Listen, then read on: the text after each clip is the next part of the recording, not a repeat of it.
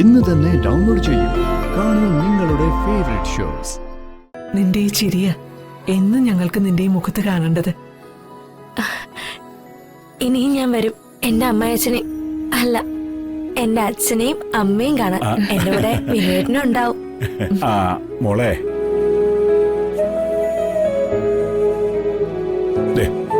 ഇത് വെച്ചേക്ക്, അച്ഛൻ തരുന്നതാ. വാങ്ങു മോളെ.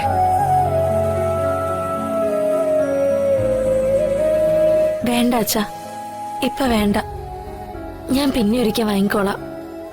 പോട്ടെ അച്ഛാ.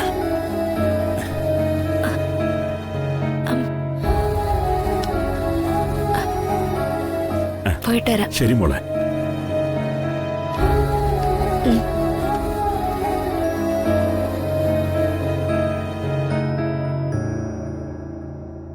ഗുഡ് മോർണിംഗ് ചേച്ചി. ആ ഇതാര് ശ്യാമോ?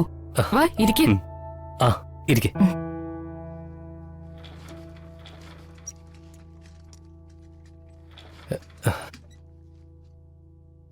ഇത് എന്റെ കസിനാ.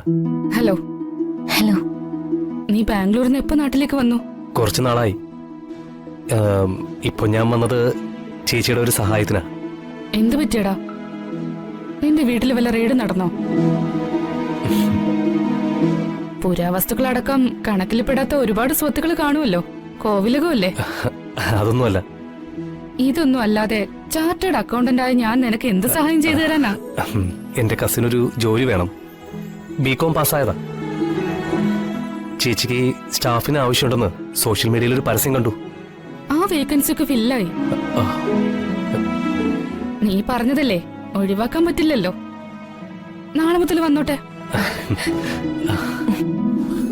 എന്താ കുട്ടിയുടെ പേര്?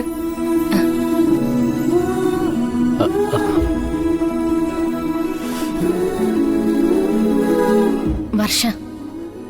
വീട്ടിൽ വിളിക്കുന്ന പേര് അമ്മൂന്ന. തൽക്കാലം അമ്മൂന്ന് രജിസ്റ്ററിലോട്ട് എഴുതിയാ മതി. അയ്യോ, വേറെ പ്രശ്നമൊന്നുമില്ല. ആള് ഡിവോഴ്സാ. പുള്ളിക്കാരിയെ തിരഞ്ഞു നടക്കുക ഭർത്താവ്. അതാ പേര് മാറ്റി പറഞ്ഞത്. വേറെ പ്രശ്നമൊന്നുമില്ലല്ലോ അല്ലേ? ഒന്നുമില്ല.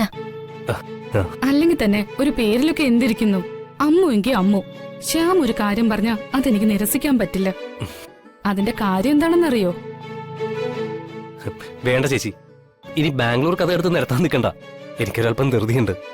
വർഷ, ഇന്നിപ്പോ 2 സ്റ്റാഫ് ലീവാണ്. പറ്റുമെങ്കിൽ ഇന്ന് തന്നെ ജോയിൻ ചെയ്തോളൂ. വർഷയല്ല, അമ്മു. അയ്യോ സോറി, അമ്മു.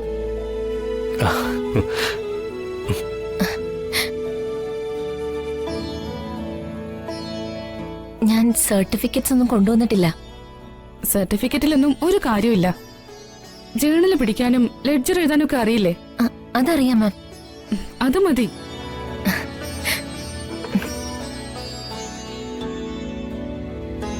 അഞ്ജു, ഒന്നിങ്ങോട്ട് വരുമോ?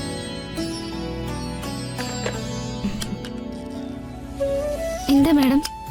ഇതമ്മു. ഇന്നു മുതൽ ഇവിടെ ജോയിൻ ചെയ്യാ. വർക്കുകളൊക്കെ അഞ്ജു ഒന്ന് പഠിപ്പിച്ചു കൊടുക്കണം. ശരി മാഡം. വരൂ. മാനത്തെ കൊട്ടാ